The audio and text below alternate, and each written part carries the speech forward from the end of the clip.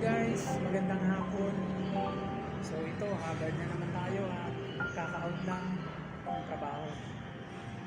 So naisipan kong gumawa ng maikling video muli at counting tips para sa inyo guys, mga ka-anxiety, mga classmate. Share ko lang sa inyo, no? Meron na ba sa inyong nabiktima ng mga budol-budol? Yan, sa mga kalye, sa mga kalsada, di ba napakaraming budol-budol yan. So kung naka-experience kayo niyan, ako rin, na-experience din ako ng budol-budol. Itong kwento kong ito ay ipapasok natin sa kwentuhang anxiety disorder. Ipapasok natin ito. Ito lang po ay base sa aking karanasan.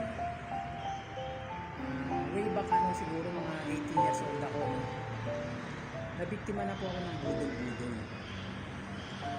Andyan po yung first time ko kasi lumuwas ng malayong lugar ng sa Cubao. Lumuwas ako para mag-apply. So natatawa ako talaga kapag naalala ko itong mga araw na ito. So nag-apply ako nun, lumuwas ako ng Cubao sa may overpass sa may Aurora. So dun pa lang sa may overpass, pag-akyat ko, pagbaba ko pa lang may sumalubong na sa akin doon, nagbigay ng brochure. Sir, trabaho sir. Kaya ako naman, that time kasi siyempre iingot-ingot pa ako, wala pa akong idea sa mga budol-budol na yan. Walang nakapag-advise sa akin yung mga tungkol sa budol-budol na yan. At take note, 18 years old pa lang ako nun wala pa talaga akong kaalaman. Although na meron na akong first job, 17 years old ako, may first job na ako. Naindo ako, nag-apply ako sa Cubao. Then eto na, sinalubong agad ako ng lalaki. Sabi niya sa akin, sir, trabaho. Kaya ako naman ito, opo. Mabait pa ako nun, aanga-anga pa ako, iingot-ingot pa ba yan? Iingot-ingot pa ako. So ito na, opo sir, kailangan ko po ng trabaho. Ang dala ko lang nun, biodata. May resume ka dyan sir? Wala po, biodata. Sige, doon na lang po sa opisina namin. Sabi niya ganyan. Doon na lang doon sa opisina nila. So, ito na, nandun na kami. Pagpasok namin doon sa may room nila, pangatlo. May kunyari ini-interview sila, may kunyari silang ini-interview doon. And then, fast forward tayo, ito na, yung term ko na mismo, kunyari interviewin ka rin nila, kumbaga, inubudol ka nga nila kumbaga, paikot-ikutin ka nila. Mag-interview din sila, initial interview, dun sa pinilapan mo na form. Then ito na, sir, possible po, 1 week mag-i-start na po kayo. Kaso kukunin ko po sa inyo sir yung pang-uniform nyo, and then yung pang-ID, IDP, sabi niya, IDP. Sabi niya ganun. Ako itong si walang-wala, di ba? Probinsyano yung walang-wala. Ang tanging dala ko ng pera talaga nun is pang-lunch tapos pamasahe. No choice ako, ang laki ng hinihingi. Ang laki ng hinihingi, sabi ko, balik na lang po ako sa pagka may pera na po ako. Pero wala talaga akong idea na budol yun. Wala talaga akong idea. And then ako, tawag dito, yung parang lupay-pay ako paglabas dun sa room nila, maliit nilang room. And then pagbalik ko ngayon ng fast forward, pagdating ko ngayon ng bahay, pininto ko ngayon para sa ate ko yata yun. Sabi niya, sunga ka sabi. Budol yun, sabi niya, budol yun. Anong budol? Sabi ko. Di ba hinihingihan ka ng pera? Hinihingihan ka agad ng pera, may money involved na, sabi niya. Budol yun, sabi niya. So, natawa na lang ako. Dito natin ngayon may papasok si anxiety disorder. Ilalagay ko sa inyo ngayon yung sitwasyon ko nung nagpabudol ako. Nung nabudol ako nun, ibig sabihin, ikaw ngayon yung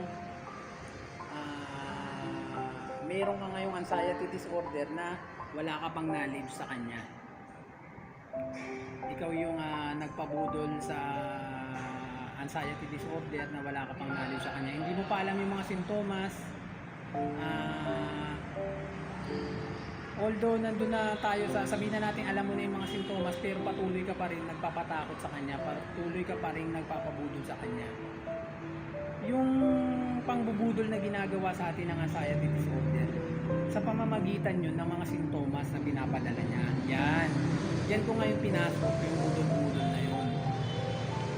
So ibig sabihin, kapag nagpa-apekto ka sa mga sintomas ng anxiety disorder, ibig sabihin nagpabudol ka kay anxiety disorder. Ibig sabihin, masakit na words, pero ito yung totoo. Ibig sabihin paanga-anga ka pa pagdating sa mga sintomas niya.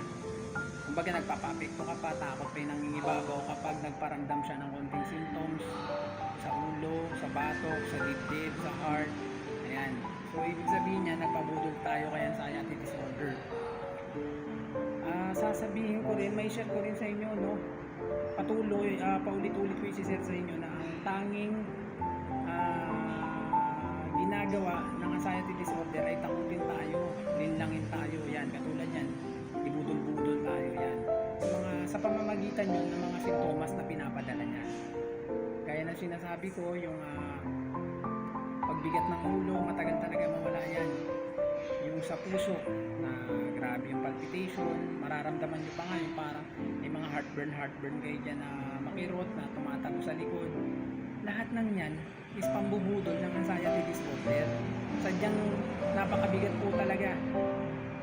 Pero kung may knowledge ka na pambubudol niya lang yan, kung ipinapasok mo na sa isip mo, ngayon pa lamang na kapag may nagparamdam sa yung symptoms niya sa anxiety disorder, naipasok mo agad sa isip mo na wala to, panlilin lang, pangbubudol lang ito ng anxiety disorder. Doon pa lang kumakalma ka na at naiiwasan ngayon yung pagiging anxious mo, yung pag-atake ng nervyos mo. Kung may knowledge ka na sa umpisa pa lang. So, wag tayo papabudol kay anxiety disorder.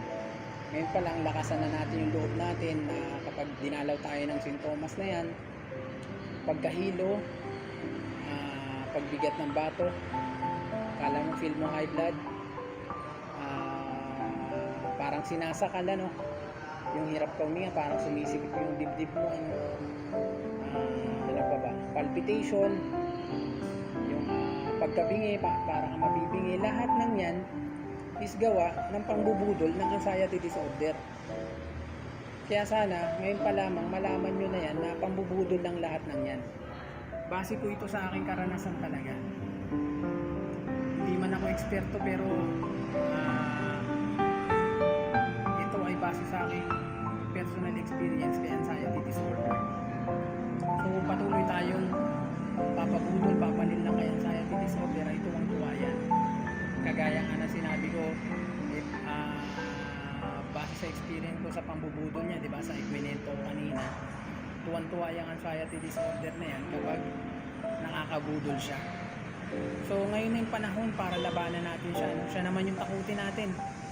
Matagal na panahon niya tayo nililang, matagal na panahon niya tayong tinakot, siya naman yung takutin natin, ano? Na kapag nagparamdam yung sintomas niya, ignore lang natin. Pambubudol mo lang ito, yun kaagad yung ipasok natin sa ating isipan. Nang sa ganun naiiwasan natin yung pagiging anxious. Sa umpisa pa lang, sa umpisa talaga, lalo kung mga 1 month pa lang yung anxiety disorder mo, or weeks pa lang, sa umpisa talaga, hindi mo pa talaga master yan eh. Dadaan ka talaga sa proseso. Matatakot ka talaga sa umpisa na kapag may naramdaman kang kakaiba, hindi pa kabisado kasi ng katawan mo yung pakiramdam na yun. Matatakot talaga tayo. Pero darating yung mga araw, linggo, buwan, mamamaster nyo yan. Makakasanayan nyo yung mga pangit na pakiramdam na yan. Na kapag nasanay na kayo sa pakiramdam na yun, na-immune na yung katawan nyo sa pakiramdam na yun, doon naman siya unti-unting bibitaw talaga eh. Doon siya unti-unting mawawala. Doon mo siya doon ka unti-unting makaka-move on. Basta wag lang natin ilugmok yung sarili natin sa kawalan ng pag-asa, no? Maraming gumagaling kaya sa anxiety disorder. Marami pong marami nagsasuffer kaya sa anxiety disorder, marami ding gumagaling kaya sa anxiety disorder. yun lang, wag lang tayo mawawalan ng pag-asa. Kasi nawawalan tayo ng pag-asa at humihina tayo sa mga sintomas na pinapadala talaga niya. Doon tayo pinanghihinaan ng loob, doon tayo pinanghihinaan ng katawan kasi bumibigay tayo eh. Ang aga nating bumigay, nawawalan tayo ng tiwala sa ating sarili, nawawalan tayo ng tiwala sa Panginoon. Kaya ganyan, kaya nanghihina ka,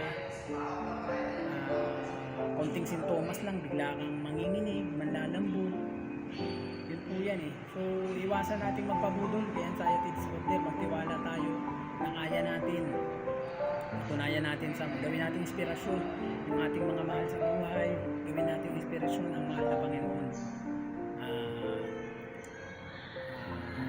Ipakita natin sa Kanya na kaya natin to. Hindi tayo papadaig, hindi tayo papabudol kaya anxiety disorder. Ang lahat ng ito ay pagsubok lang. Kagaya ng sinabi ko sa inyo, marami nakakalampas dito. Huwag kayong mawawala ng pag-asa at huwag kayong matatakot basta-basta.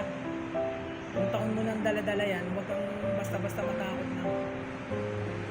Kapag taon mo na dala yan, tapos natatakot ka pa rin, ibig sabihin, hindi mo inarap yung mga takot mo. Ibig sabihin, nagpapabudol ka pa rin pagdating kay anxiety disorder. So, iwasan natin yan. Kasi yung takot ang pinagmumulan ng lahat. Takot ang pinagmumulan ng lahat. Kaya wag na wag tayong matatakot. Laging nakagabay ang mahal na Panginoon sa atin sa lahat ng oras. So guys, yun lang no. Pauwi pa ako, papadyak pa ako. Kasi masarap magbike, masarap magbisikleta. Exercise na rin yun para gumaganda yung ating pangangatawan. So maraming salamat sa inyo guys. Patuloy niyo suportahan ang ating video, ang ating channel. Patuloy niyo suportahan. Paki-like, share, paki-subscribe din naman at mag-iwan na rin po ng comment. Nang sa ganun yung simpleng pag-subscribe niyo po sa aking channel. Ibig sabihin nun nakatulong ka na rin sa lahat ng ating mga kapwa nagsasuffer ng anxiety disorder. Maraming salamat po sa inyo. God bless po sa lahat.